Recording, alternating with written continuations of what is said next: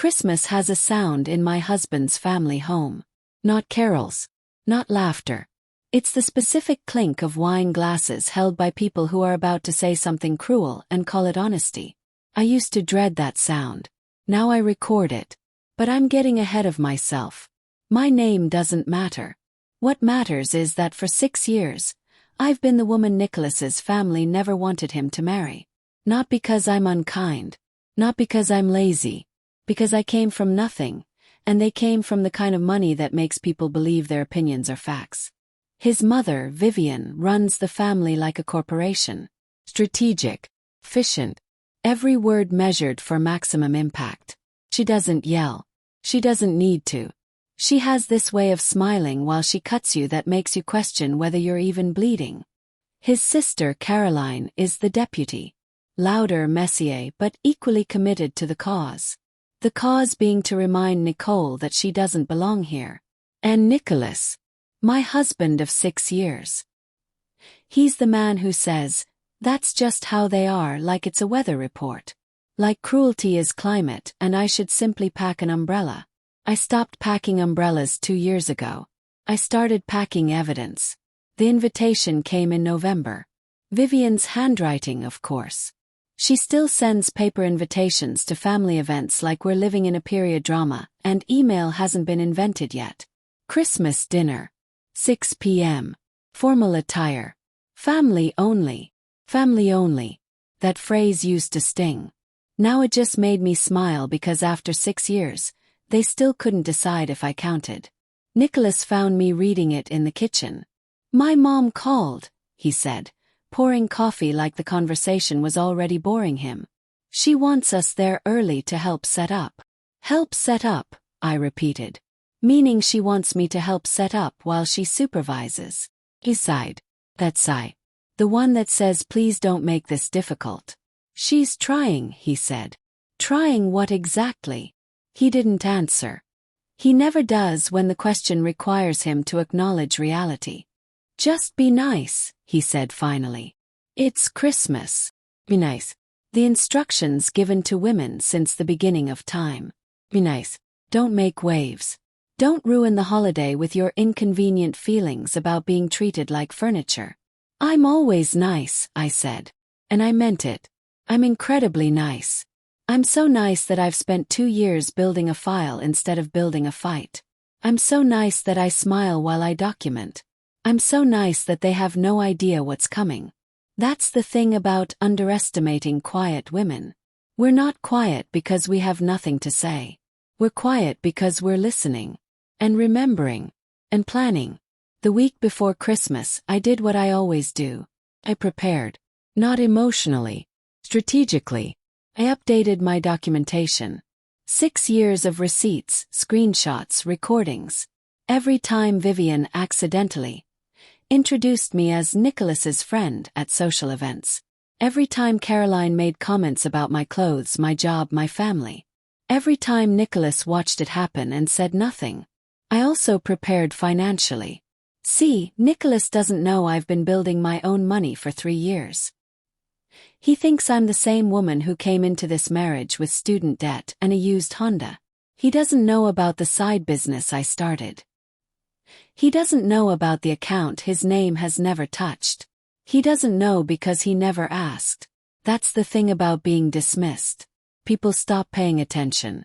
And when people stop paying attention, you can do almost anything right in front of them. My lawyer, yes I have a lawyer, her name is Patricia and she's terrifying in the best way, had already reviewed everything.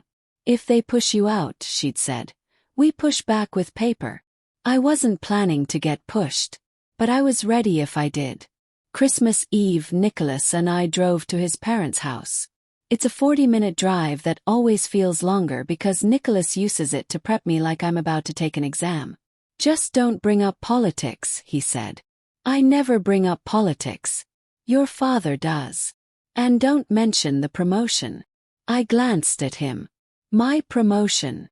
It'll make Caroline feel bad. She's still looking for work. There it was. Don't shine.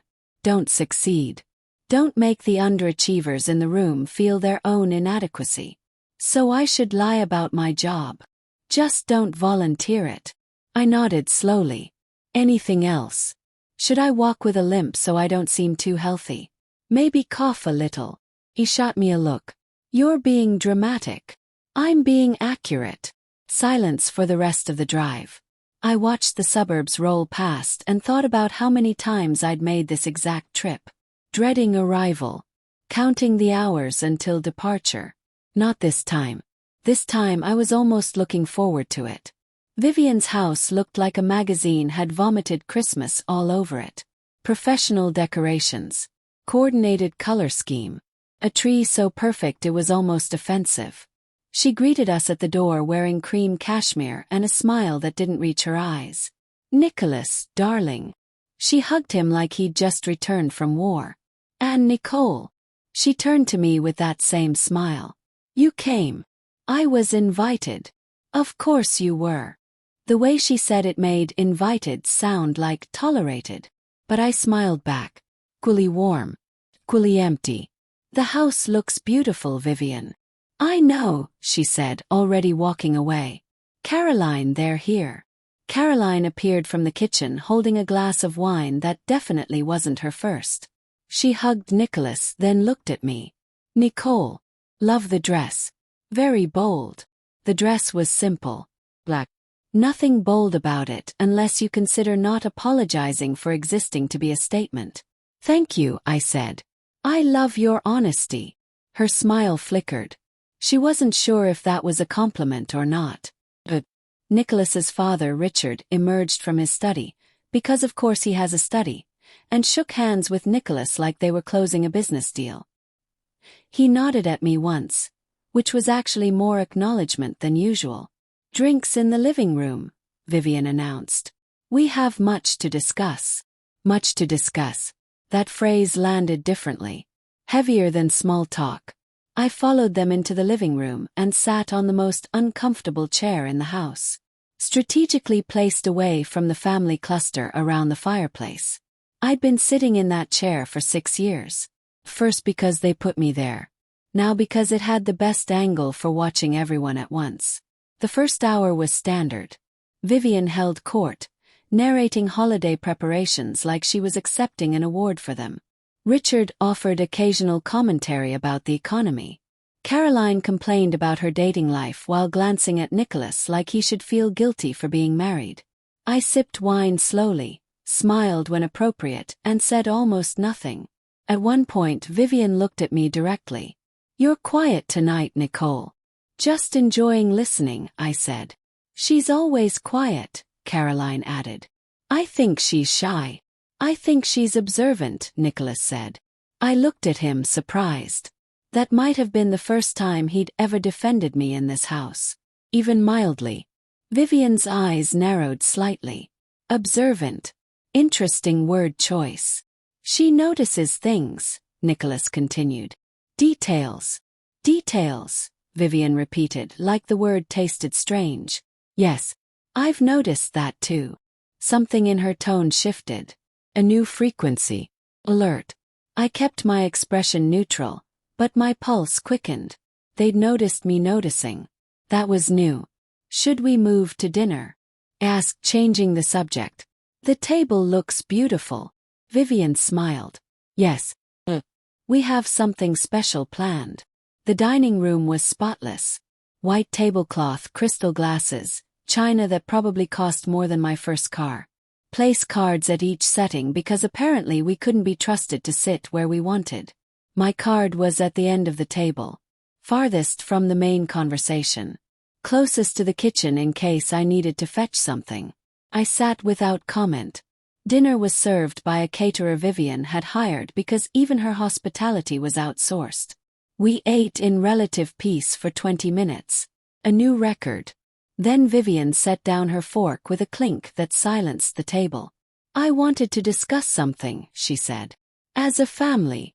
The way she said family made me grip my wine glass a little tighter.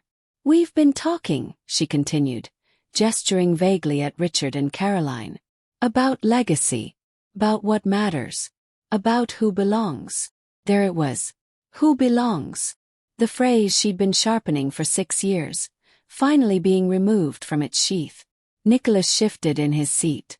Mom, what is this? It's a conversation, darling. Long overdue. Vivian looked at me with a smile that was almost gentle. Almost. Nicole, we've known you for 6 years now. Yes, I said. You have. And in that time we've wondered about your commitment. I tilted my head. My commitment to what? To this family. To Nicholas. To the values we hold. I glanced at Nicholas. He was staring at his plate like it contained the secrets of the universe. I've been married to your son for 6 years, I said calmly. I'd say that demonstrates commitment. Caroline laughed. Marriage is paperwork. We're talking about loyalty. Loyalty, I repeated. Interesting. We'd like to see it, Vivian said. Demonstrated. The room went very still. I could feel everyone watching me, waiting for my reaction. The quiet wife. The simple girl from nowhere. Surely she'd crumble. Surely she'd cry. Surely she'd beg. How? Asked. Vivian smiled wider. We've prepared something. A little exercise. The exercise was revealed in stages like a twisted game show. First, Vivian pulled out a folder. Actual paper because she's dramatic like that. These are questions, she said. About your life before Nicholas. Your family. Your finances. Your history. I looked at the folder without touching it. You want me to answer questions about myself? We want transparency, Richard said. It's what family requires. You've never asked about my family before. We're asking now, Caroline said. Unless you have something to hide. I felt Nicholas's eyes on me. Still silent. Still waiting to see which way this would go before picking a side. What happens if I answer? Asked. Vivian shrugged. Then we know where we stand. And if I don't? The silence answered for her. I reached for the folder. Opened it. Inside were printed pages. Documents actually. My credit history. Employment records. What looked like a background check. They had investigated me. Professionally. Where did you get this? My voice stayed calm but something cold settled in my chest. We have resources, Vivian said. The question is, do you have explanations? I flipped through the pages. They dug up everything. My mother's bankruptcy from 10 years ago. My student loans. An ex-boyfriend's name I hadn't thought about in years. This is what you've been doing? Yes. Investigating me. Protecting our son, Richard corrected. Any good family would do the same. I looked at Nicholas. Finally. Directly. Did you know about this? He swallowed. They mentioned concerns. That's not an answer. I didn't know it was this detailed, he said. But I didn't stop them either. There it was. The admission I'd always suspected but never confirmed. He wasn't neutral. He was complicit. So this is the test, I said, turning back to Vivian. I answer your questions, prove I'm worthy, and then what? I get a certificate. A trophy. You get acceptance, Vivian said simply. Or you don't. Here's the thing about traps. They only work if the target doesn't know they're there. He knew. I'd known something like this was coming for months. The whispered conversations that stopped when I entered rooms. The pointed questions about my plans. The way Vivian had started looking at me like I was a problem to be solved. I just didn't know it would be this theatrical. But theatrical was fine. Theatrical was recorded. See, when I sat down at my designated end of the table, I placed my phone in my lap. Face down. Recording. Not illegal in this state. Check. Patricia had made sure. So when Vivian started her little loyalty test, I let her talk. I let them all talk. I asked clarifying questions that prompted longer explanations. I gave them room to hang themselves. And they did. Beautifully. The thing is, Caroline was saying now, leaning forward with wine-fueled confidence, we've always thought Nicholas could do better. No offense. None taken, I said. Better how? Someone from our world. Someone who understands the family. Someone easier to control, I said quietly. Caroline blinked. What? Nothing. Please continue. Vivian took over. We're not trying to be cruel, Nicole. We're trying to be honest. You come from different circumstances. That's not a judgment. It's a fact. A fact, I repeated. Yes, and facts matter when you're talking about legacy. About inheritance. About who gets what when we're gone. There it was. The real issue. Money. Always money. You think I'm after your money, I said. We think you're strategic, Richard said. We can see it. The way you watch everything. The way you calculate. I almost laughed. They thought I was calculating about their wealth. They had no idea I'd been calculating something else entirely. So what do you want? Yes. Specifically. Vivian slid another document across the table. A post-nuptial agreement. We've had our lawyers draft it. You sign, you prove you're not here for money, and we move forward as a family. I picked up the document, scanned it quickly. The terms were ridiculous. I'd waive any claim to marital assets. I'd waive alimony. I'd essentially be agreeing to leave the marriage with nothing if it ever ended. You want me to sign away my rights as Nicholas's wife. We want security, Vivian said. For everyone. I looked at Nicholas. And you agreed to this. He met my eyes for half a second, then looked away. I think it's fair. If you really love me, it shouldn't matter. If you really love me. The phrase every manipulator loves. Because it makes their cruelty your test. Your burden to prove. Your failure if you don't comply. I set the document down. No, I said. The silence that followed was almost delicious. Vivian's smile froze. Caroline's glass stopped halfway to her mouth. Richard leaned forward like he hadn't heard correctly. No, Vivian repeated. No, I'm not signing this. Then you're admitting you're after the money. I'm admitting nothing. I stood up slowly. I'm declining an unreasonable demand made by people who have spent 6 years treating me like an unwanted guest in my own marriage. Caroline scoffed. Dramatic. Maybe, I said. But at least I'm honest about it. Nicholas finally spoke. Nicole, just sign it. It's not that big a deal. I turned to him. You want me to sign away my rights to prove I love you? It's not about that. It's exactly about that. And the fact that you don't see it tells me everything. I reached into my lap, picked up my phone, held it up. I've been recording this entire conversation. The color drained from Vivian's face. You what? Recording. Audio. Everything you've said tonight about investigating me, testing me, demanding I sign away my legal rights as a condition of acceptance. All of it. Nicholas stood up. Nicole, that's legal, I said. In this state, one-party consent. I consented for myself. Vivian's mask cracked. For the first time in 6 years, I saw actual panic behind her eyes. You can't use that, she said. It's private family business. It's evidence, I corrected. Of coercion. Of harassment. Of a coordinated effort to pressure me into signing a document that would strip my legal protections. I turned to Nicholas. And evidence that my husband was part of it. I didn't know about the recording, he said, as if that was the issue. You knew about everything else. You knew they investigated me. You knew about the post-nup. You sat there and told me to sign it because if I really loved you it shouldn't matter. That's not fair. No, I agreed. It's not. None of this has been fair. But now it's documented. I gathered my things slowly. Oh, Urs. The dignity I'd walked in with, still intact. Vivian tried one more time. Nicole, let's discuss this. We can come to an understanding. We have an understanding, I said.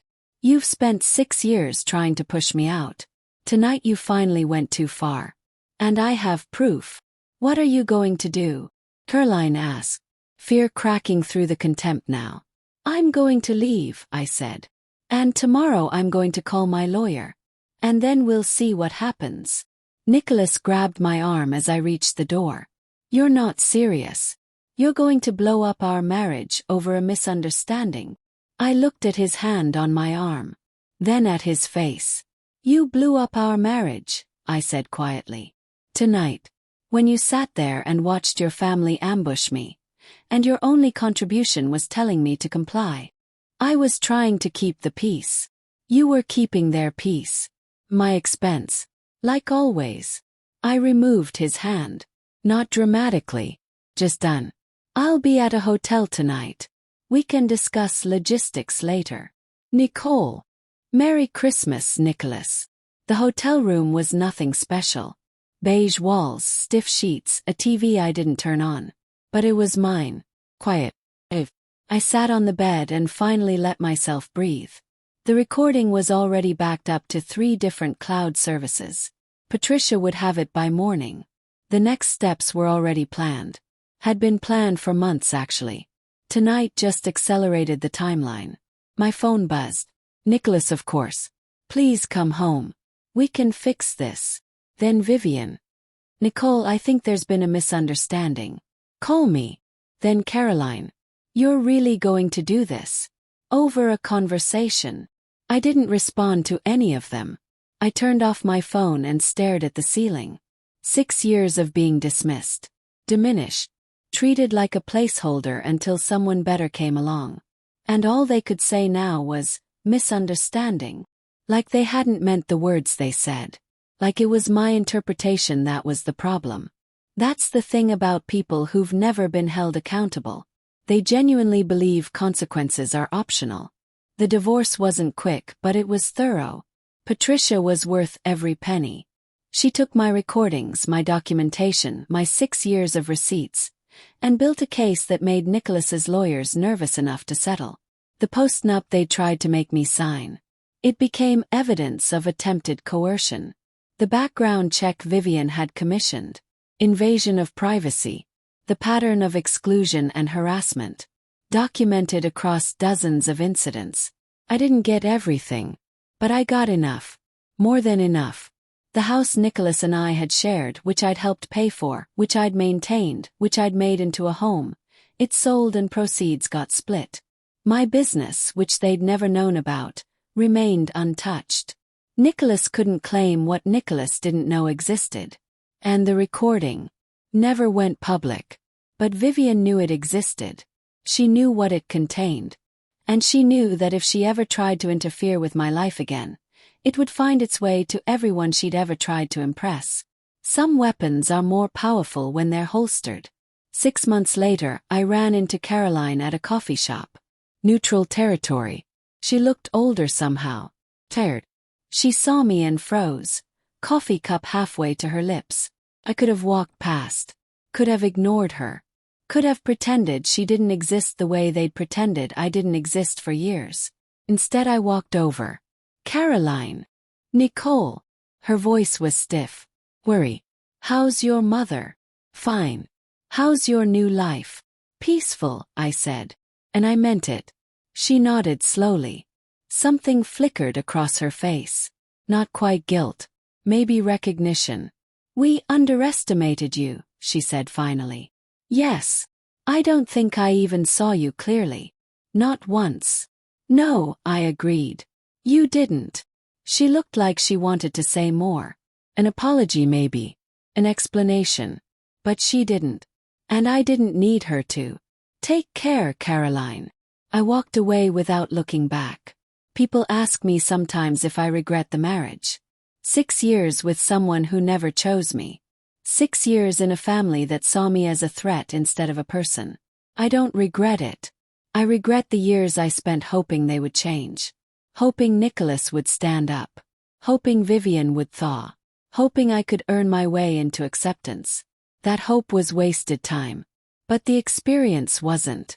Because I learned something important in that house, at that table, with those people watching me like I was a problem to be solved. I learned that quiet isn't weakness. Observation isn't surrender. And the best revenge isn't explosive. Strategic. They wanted me to pass their test. They wanted me to prove loyalty by submission. Instead I proved something else entirely. I proved that I was paying attention. And now. Now I'm building a life where no one else gets to test me. Where my worth isn't up for debate.